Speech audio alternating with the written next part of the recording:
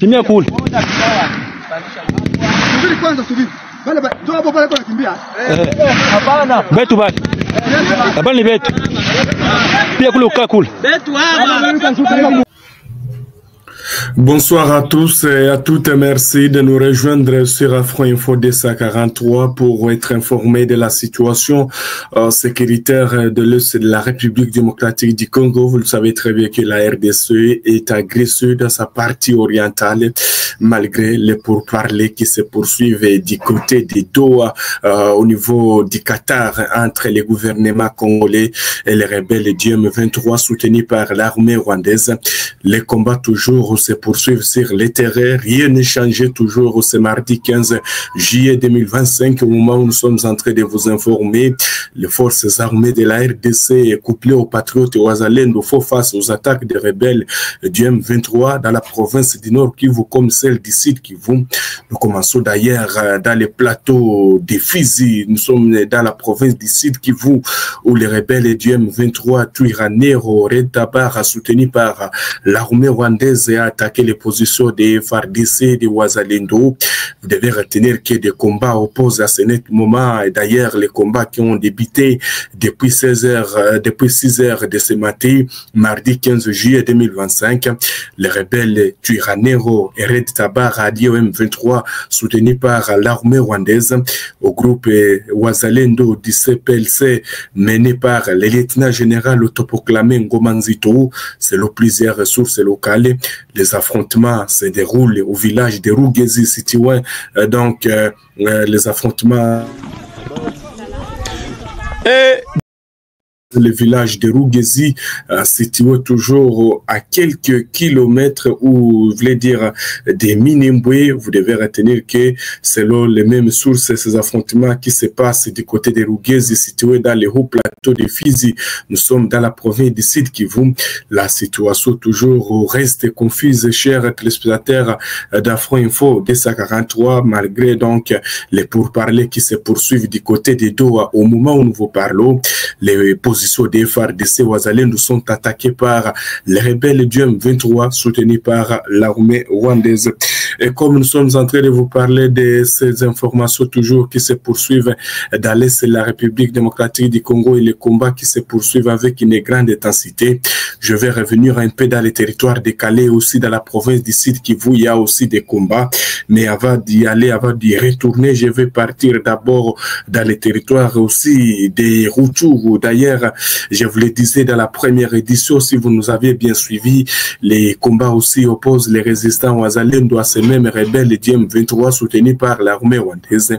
Qu'est-ce qui se passe? Cette fois-ci, les combats sont concentrés dans la chefferie de Binza, donc je voulais dire dans le groupement de Binza. Donc de nouveaux affrontements sont en cours entre les rebelles du M23 soutenus par l'armée rwandaise aux résistants Wazalendo depuis la matinée aussi de ce mardi 15 juillet 2025 dans les villages de Kassave, Kigunga et Makoka en localité Nyabanira, groupement de Binza, territoire de Rutshuru. Nous sommes dans la province du Nord Kivu, dans l'Est de la République démocratique du Congo. Chers téléspectateurs d'Afro Info DC43, vous devez retenir que les combats ont repris depuis la matinée de ce mardi 15 juillet. Ce sont les rebelles du M23 qui ont été les premiers à lancer ces offensives. Selon nos sources couvertes d'anonymat, ces échanges ont débuté à 4 heures du matin entre les deux parties. Depuis une semaine, les affrontements entre les rebelles du M23 soutenus par l'armée rwandaise opposés donc aux Wazalendo sont enregistrés dans la zone. Ces échanges de tirs ont paralysé les activités champêtres dans ces villages.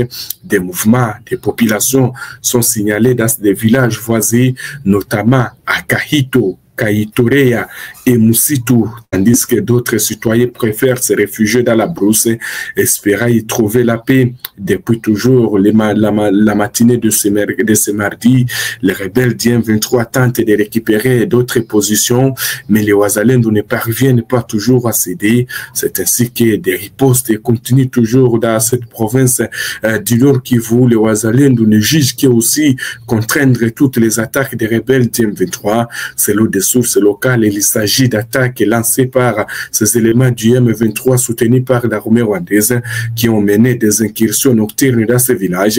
Il est difficile d'établir un bilan de ces accrochages car la situation demeure très tendue entre les belligérants. Selon un habitat de Kassavé, la majorité des habitants s'enferment dans leurs habitations en attendant l'évolution de la situation alors que chaque partie en conflit montre de la résistance.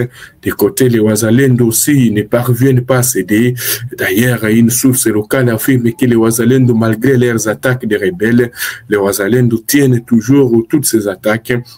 Il y a des affrontements à Kassave, comme je le disais, depuis le matin vers 4 heures, les M23 qui ont été les premiers à lancer des offensives, pas seulement aussi à Kassave, mais dans 3 autres villages, comme je l'ai évoqué, parce que les combats touchent les villages de Nyabanira, même Makoka et Kigunga.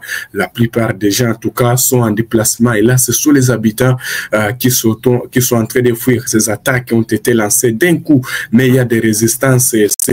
Donc, la même source, c'est partout. Les décatons, donc, dans les décas, il y a toujours des résistances. Les rebelles tentent de reprendre les Wazalendo, ne parviennent pas toujours à céder. C'est ce qui se passe, donc, du côté de la province du Nord Kivu, chers téléspectateurs d'Afro Info, Odessa à 43. Alors, il y a toujours des résistances partout, comme cet habitat l'a bien dit, pratiquement toute la localité de Nyabanira, notamment les zones en proie aux hostilités, étaient sous occupation des Wazalendo et restent toujours sous occupation des Wazalendo. Ces affrontements interviennent alors que les localités de Kiseguru, Katwiguru, Kisharo, Buramba et Nyamilima font face à une insécurité croissante causée par donc des attaques répétées entre les rebelles du M23 soutenus par l'armée rwandaise et les résistants Wazalendo du groupe SMC FDP depuis la semaine dernière. Alors, comme on est en train de vous parler de ces infos, de ces combats qui continuent toujours dans la province du Nord Kivu, comme celle du Sud Kivu, et qu'est-ce que vous devez retenir dans les territoires des Massissi? D'ailleurs, si vous l'avez bien suivi dans la première édition, les Wazalendo ont réussi donc à reprendre le contrôle d'une position stratégique de Muhundo. Nous sommes dans les groupements Bouabo, alors que les rebelles étaient les premiers à lancer ces offensives, mais les Wazalendo ont réussi à récupérer donc cette position stratégique de Muhundo. Nous sommes dans les territoires de Massissi. La situation demeure toujours calme dans les territoires de Massissi au lendemain des affrontements qui se sont passés dans le secteur Osso Banyungu. Alors, nous allons retourner maintenant dans la province du Sud Kivu, cette fois-ci dans les territoires décalés, parce qu'il y a l'armée congolaise qui venait à peine de réagir. On sait qu'il y a donc eu des attaques qui se passent sur les positions des forces armées de la République démocratique du Congo, donc du côté de Kalehe. C'est ce que aussi nous apprenons d'ailleurs ce soir. Les FARDC d'ailleurs dénoncent une série d'attaques coordonnées par l'AFC M23 soutenues par l'armée rwandaise dans plusieurs positions que les forces armées de la RDC détiennent. Alors, qu'est-ce que vous devez retenir? Vous devez retenir que le territoire de Kalehe.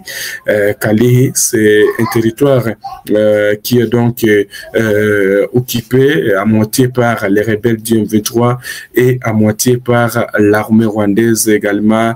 Et les résistants Wazalendo occupent aussi une grande partie. Dans cette partie, les FARDC qui dénoncent en tout cas cette série d'attaques. Les FARDC, comme je l'ai évoqué, ont dénoncé donc avec véhémence dans un communiqué misquilé publié. C'est donc c'est mardi 15 juillet 2025 une série d'attaques menées contre les repositions par les rebelles du M23 soutenus par les Rwandais dans l'est de la RDC. Vous devez retenir, chers téléspectateurs d'Afro Info D43, que les rebelles du M23 continuent toujours à attaquer les positions des FARDC. Ces ennemis de la paix ont successivement lancé des attaques contre les positions des FARDC dans les localités de Kamatembe et Kalao, dans le groupement de Mobuku, en territoire de Calais, l'avant-midi du 12 juillet 2025. D'ailleurs, alerte les communiqués signés par le major Nestor Mavoudi Sakamba Mayoyo, porte-parole de la 3e zone de défense. 2 jours après cette première offensive, donc, de nouveaux affrontements ont éclaté dans la localité de Kachihi, toujours dans le groupement de Mobuku en territoire de Kalehi. Selon l'armée congolaise, ces attaques répétées s'inscrivent dans une logique de provocation flagrante visant à atropiller donc les efforts en cours pour un retour de la paix. La journée d'hier, 14 juillet, a été marquée par une escalade inquiétante de violence dès les premières heures de la matinée. Les FARDC ont été prises pour cible à Mwindambandu, dans le groupement de Banyungu, secteur Osso, territoire de Massissi. Des affrontements prolongés y ont été signalés. Les mêmes jours où une autre position militaire a été attaquée à proximité de la localité de Batanga, dans le groupement d'Irambo Katana, territoire de Kabaré. Ces attaques simultanées témoignent, selon les FARDC, d'une stratégie de guerre bien coordonnée par la coalition M23, donc AFC, soutenue par l'armée rwandaise, poursuivant son entreprise contre les attaques. Cette coalition RDF AFC M23 attaque tous les matins donc d'hier, indique donc dénonce les communiqués des FARDC, des exactions contre les civils signalés dans ces mêmes communiqués. Au-delà des affrontements armés, l'armée congolaise accuse l'AFC M23 donc d'avoir mené des attaques contre les civils dans ces zones que les FARDC même occupent. D'ailleurs, toujours, vous devez retenir que des exactions auraient été commises dans les zones récemment attaquées, bien que les communiqués ne donnent pas encore les détails sur l'ampleur des violences. Et c'est de signaler que plusieurs exactions, violations des droits humains, donc contre la population civile sont enregistrées, indiquent donc les communiqués toujours des forces armées de la RDC. Les FARDC considèrent ces actes comme une violation délibérée du cessez-le-feu, censée être observée par toutes les parties impliquées dans les conflits.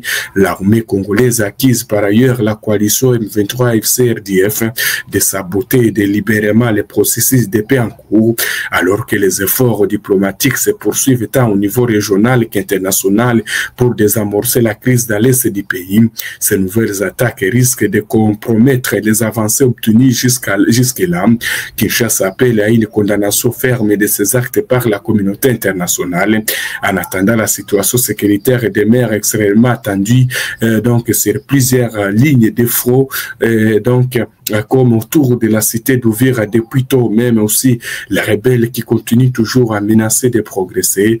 Les Wazalendo aussi et les forces armées de la RDC ne parviennent pas toujours à accepter ces bêtises d'attaque contre les repositions. C'est ainsi que les combats se poursuivent. D'ailleurs, chaque jour, on est en train de vous informer, malgré donc les pourparlers qui se passent du côté des Doha, les FARDC, les Wazalendo aussi continuent à réagir à toutes les attaques donc des rebelles du M23 soutenus par le Rwanda.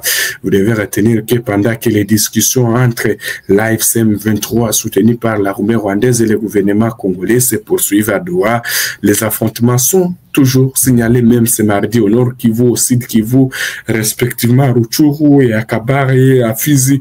Partout, ce sont toujours des affrontements, chers téléspectateurs d'Afro Info au 243. Donc, tout ce que vous devez retenir concernant donc la situation qui se passe donc du côté de l'Est de la République démocratique et du Congo. D'ailleurs, hier, vous devez retenir que du côté des Doha, il y a toujours les pourparlers, bien sûr, qui se poursuivent entre les deux parties, mais sur le terrain, rien n'est respecté, franchement, parce que les rebelles tentent de progresser toujours. Alors, et comme on est nous voulons parler de ces pourparlers un peu, de voir qu'est-ce qui se passe du côté des Doha. En tout cas, du côté des Doha, selon les dernières nouvelles, Kinshasa rapporte des mouvements constants, donc des troupes et des matériels de l'AFC. D'ailleurs, le gouvernement congolais a dénoncé cela.